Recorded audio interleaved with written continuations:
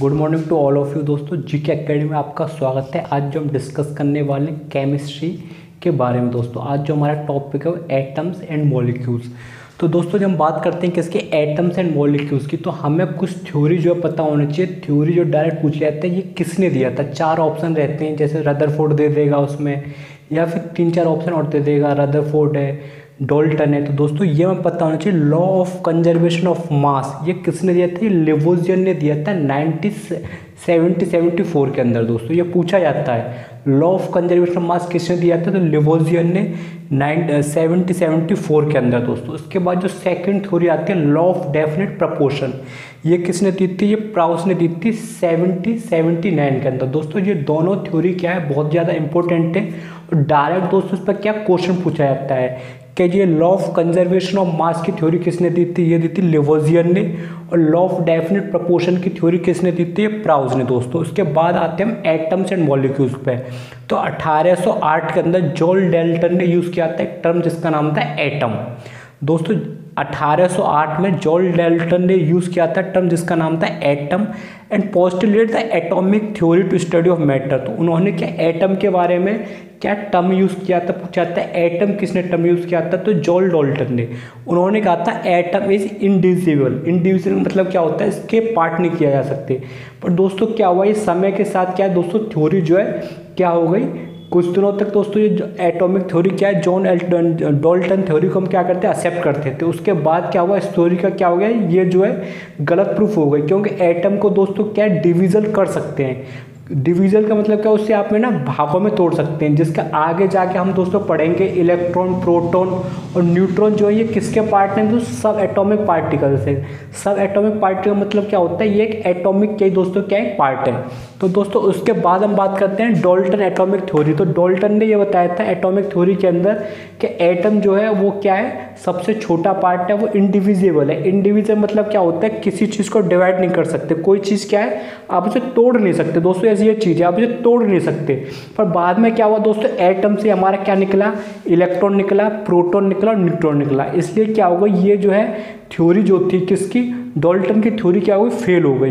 पर इससे पहले इसने क्या क्या बताया दोस्तों, वो हमें पता होना चाहिए। तो उसने बताया सारे मैटर जो हैं, कोई भी एलिमेंट हो, एलिमेंट जैसे हो गया आपका हाइड्रोजन, कार्बन, ऑक्सीजन। कंपाउंड की यदि बात करें तो कंपाउंड कैसे होगा, कंपाउंड H2O, जैसे वाटर का फॉर्मूला है NaCl। जो 2 या 2 से ज़्यादा क्या होते हैं एलिमेंट से मिल के बनता है उन्हें कंपाउंड कहते हैं। या मिक्सचर, तो दोस्तों मिक्सचर के 2 प्रकार के होते हैं, एक होता है होमोजीनियस, दूसरा होता है हेट्रोजीनियस।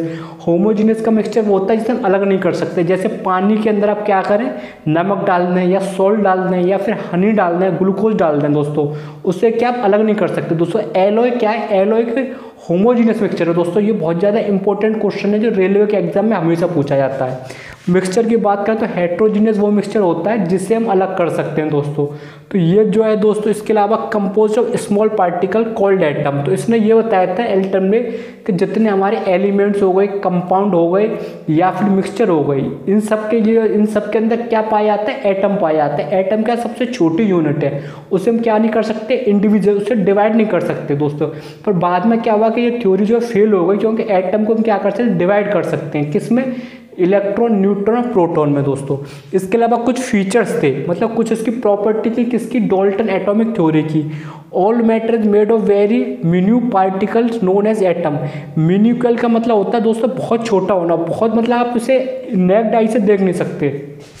तो किसने बताया था दोस्तों, ये जॉन डाल्टन की क्या थी, थ्योरी थी कि सारे जो पार्टिकल्स हैं, सारे जो मैटर हैं वो किसके बने, एटम से बने। Atom is an indivisible. Indivisible का मतलब क्या होता है, इसे डिवाइड नहीं किया जा सकता। क्या इसे डिवाइड नहीं किया जा सकता, इसे तोड़ा नहीं जा सकता दोस्तों। पर बाद में क्या हुआ, एटम का ही पार्ट है कौन, इलेक्ट्रॉन, प्रोटॉन, न्यूट्रॉन क्या है, सब एटॉमिक पार्टिकल्स हैं दोस्तों। Which can not be created not destroy through chemical reaction. इससे क्या है, न तो इसे बनाया जा सकता दोस्तों, न इसे डिस्ट्रॉय किया जा सकता, किसमें, केमिकल रिएक्शन दोस्तों। इस तरीके से हमें जो है ये जॉन डाल्टन एटॉमिक थ्योरी क्या हो गई, फेल हो गई। तो फेल होने का प्रॉपर्टी बात करेंगे किसकी, एटम की दोस्तों। तो बात करें यदि किसकी, एटम की, तो एटम के बारे में बताया था इसने, जॉन डाल्टन के सबसे छोटा पार्टिकल है दोस्तों। अब बात करें किसकी, स्ट्रक्चर ऑफ एटम की। तो स्ट्रक्चर ऑफ एटम के अंदर क्या बताया जाता है कि an atom is the smallest particle of an element can take part in chemical reaction.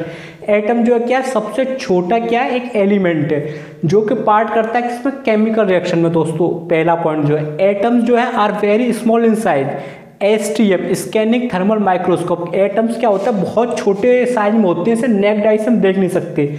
इसे देखने के लिए दोस्तों हमें क्या, STM क्या है, एक माइक्रोस्कोप है जिसकी फुल फॉर्म क्या है, स्कैनिंग थर्मली माइक्रोस्कोप। इसके द्वारा दोस्तों हम क्या कर सकते हैं, एटम को देख सकते हैं। और थर्ड पॉइंट है, size of atom is indicated its radius which is called atomic radius. जो एटम की जो है ना साइज जो होता है किसका, एटम्स का, वो इंडिकेट किया जाता है रेडियस के द्वारा, जिससे हम क्या बोलते हैं, एटॉमिक रेडियस बोलते हैं। दोस्तों एटॉमिक रेडियस मेजर किया जाते हैं नैनोमीटर के अंदर। दोस्तों ये बहुत ज़्यादा इंपॉर्टेंट क्वेश्चन है जो पूछा जाता है एटॉमिक रेडियस के बारे में। दोस्तों एटॉमिक रेडियस जो मेजर किया जाते हैं नैनोमीटर के अंदर, जो 1 नैनोमीटर होता है वो 10⁻⁹ होता है। इससे पहली वाली दोस्तों क्लास में बताया था 1 नैनोमीटर 10⁻⁹ होता है। हाइड्रोजन की एटम की बात करें तो हाइड्रोजन का एटम जो है क्या है, स्मॉलेस्ट एटम है ऑफ ऑल, मतलब हाइड्रोजन का एटम है सबसे छोटा दोस्तों एटम माना जाता है।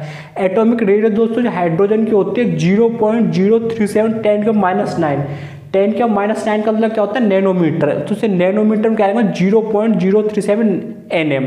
तो दोस्तों ये हमें क्या है कि एटम की क्या है दोस्तों, स्ट्रक्चर ऑफ एटम की प्रॉपर्टी है। जो सबसे कम एटॉमिक रेडियस होती है किसकी होती है, हाइड्रोजन की होती है, 0.037 nm। दोस्तों इसके बाद हम बात करें किसके, एटम्स के पार्टिकल की, सब पार्टिकल जिसमें इलेक्ट्रॉन, प्रोटॉन और न्यूट्रॉन आता है। दोस्तों तो इसकी दोस्तों मैंने क्या किया, ये डायग्राम के थ्रू या चार्ट के थ्रू दोस्तों ये सब बताया है। तो इसमें क्या पार्टिकल्स हो गए, यहाँ पे आपके प्रोटॉन, न्यूट्रॉन, इलेक्ट्रॉन। यहाँ पे रिलेटिव मास हो गया दोस्तों, रिलेटिव चार्ज हो गया, उसके बाद चार्ज हो गया, और ये क्या हो गया, इसका मास हो गया।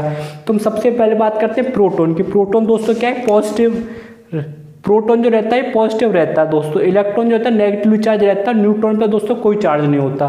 तो इसकी बात करें रिलेटिव मास की दोस्तों, तो प्रोटॉन के अंदर 1 है, न्यूट्रॉन के अंदर दोस्तों 1 है, और इलेक्ट्रॉन के अंदर 0.05 है। दोस्तों ये हमें क्या है, ये पता होना चाहिए, क्योंकि डायरेक्ट रेलवे के एग्जाम में दोस्तों ये जो टेबल जो है कंठस्थ कर लीजिए, याद कर लीजिए दोस्तों, इसी से डायरेक्ट क्वेश्चन पूछे जाते हैं एटम के बारे में। रिलेटिव चार्ज की बात करें तो प्रोटॉन का क्या +1 है, प्रोटॉन क्या पॉजिटिव चार्ज है, इलेक्ट्रॉन क्या नेगेटिव चार्ज है दोस्तों, इसलिए यहाँ पे -1 है। और जो न्यूट्रॉन रहता है इस पर न्यूट्रल रहता है, इस पर कोई चार्ज नहीं होता दोस्तों। तो ये रिलेटिव मास हो गया, रिलेटिव चार्ज हो गया। अब बात करते हैं किसकी, चार्ज की दोस्तों। तो चार्ज की बात करें तो दोस्तों प्रोटॉन का रहता है प्लस क्या रहता है 1.6 10⁻⁹ दोस्तों, क्योंकि क्या है प्रोटॉन जो पॉजिटिवली चार्ज है। न्यूट्रॉन का दोस्तों कोई चार्ज नहीं होता, क्योंकि क्या न्यूट्रल रहता है। बात करें इलेक्ट्रॉन की दोस्तों तो -1.6 10⁻⁹, तो ये क्या होगा, चार्ज होगा इलेक्ट्रॉन का दोस्तों। तो प्रोटॉन का चार्ज रहेगा वो क्या होगा, +1.6 10⁻⁹। और यदि पूछा जाएगा किसका, इलेक्ट्रॉन का, तो -1.6 10⁻⁹ दोस्तों। बात करें किसकी, मास की, तो ये प्रोटॉन का मास रहेगा वो 1.67 × 10⁻⁻27 किसका, प्रोटॉन का। न्यूट्रॉन का दोस्तों रहेगा वो सेम रहेगा 1.67 × 10⁻27। पर ये बात की जाए मास के टर्म्स में किसका ज़्यादा है दोस्तों, तो न्यूट्रॉन का जो मास जो ज़्यादा है किससे, प्रोटॉन से। ये मैंने यहाँ बताया है, मास ऑफ न्यूट्रॉन, न्यूट्रॉन का दोस्तों मास है वो ज़्यादा है किससे, प्रोटॉन से। ये दोनों ऑप्शन दे रखा है, तो आपको क्या टिक करके आना, न्यूट्रॉन दोस्तों टिक करके आना है। इलेक्ट्रॉन की बात करें दोस्तों तो इलेक्ट्रॉन का जो मास होता है वो 9.1 × 10⁻31 kg दोस्तों। इसके अलावा इसे पूछा जाएगा प्रोटॉन किसने डिस्कवर किया था, तो प्रोटॉन गोल्डस्टीन ने दोस्तों, न्यूट्रॉन जो जेम्स चैडविक ने, इलेक्ट्रॉन किसने, जे थॉमस ने। इलेक्ट्रॉन किसने, जे थॉमस ने। न्यूट्रॉन यदि पूछा जाए तो ये जेम्स चैडविक ने, प्रोटॉन पूछा था गोल्डस्टीन ने। दोस्तों ये जो सबसे ज़्यादा इंपॉर्टेंट टेबल है जो हमेशा हर एग्जाम में पूछी जाती है। तो ये क्या दोस्तों सबसे बेस्ट मेथड है, आप क्या एक टेबल के थ्रू जो सारा जो चीज़ें याद कर सकते हैं। प्रोटॉन जो रहता है पॉजिटिव चार्ज रहता है, इलेक्ट्रॉन जो होता है नेगेटिव चार्ज रहता है। बात करें किसकी, न्यूट्रॉन की, उस पर कोई चार्ज नहीं रहता। यदि मास की बात करें किसकी, मास की, तो मास जो रहता है प्रोटॉन का ये 1.67 × 10⁻27 होता है दोस्तों। प्रोटॉन के बाद यदि बात करें न्यूट्रॉन का भी क्या होता है 1.67 × 10⁻27 kg रहता है। इलेक्ट्रॉन का क्या आता है 9.1 × 10⁻31। यदि पूछा जाए दोनों में मास किसका याद आए तो किसका याद रहेगा दोस्तों, न्यूट्रॉन का। अब बात करें किसकी, चार्ज की, तो चार्ज दोनों में सेम रहता है, केवल यहाँ प्लस हो जाता है या माइनस हो जाता है। और पूछा जाता है प्रोटॉन किसने डिस्कवर किया था, तो गोल्डस्टीन ने। न्यूट्रॉन पूछा था जेम्स चैडविक ने, इलेक्ट्रॉन पूछा जे थॉमस ने दोस्तों। इसलिए इस तरीके से हमने क्या एटम के बारे में, एटम्स और मॉलिक्यूल्स के बारे में, स्ट्रक्चर ऑफ एटम के बारे में, इसके अलावा सब पार्टिकल्स जो एटम के उसका डिस्कवर कर लिया है। जो जॉल डंटा तो बताया था एटम जो सबसे छोटी यूनिट है उससे क्या हम डिवाइड नहीं कर सकते दोस्तों। तो इसके बाद क्या हुआ, जब ये थ्योरी पता चली कि इसके क्या है पार्टिकल्स भी हैं दोस्तों, तो वो थ्योरी क्या हो गई, फेल हो गई। तो दोस्तों इसके अलावा क्या केमिस्ट्री में साइंस में क्या रहता है, हमेशा इन्वेंशन होते रहते हैं और जो थ्योरी है दोस्तों फेल भी होती रहती हैं। तो इनका क्या पता होना चाहिए बस कि उस थ्योरी का महत्व क्या है, उसके जो फैक्ट क्या है और क्या इसमें इंपॉर्टेंट है, क्या हमें याद करना है। तो दोस्तों इस तरीके से हमने जो आज अपनी एटम्स वाली क्लास जो खत्म कर ली, नेक्स्ट क्लास में दोस्तों हमारी केमिस्ट्री चलेगी। जाए दोस्तों लाइक करें, शेयर करें, सब्सक्राइब करें। थैंक यू दोस्तों।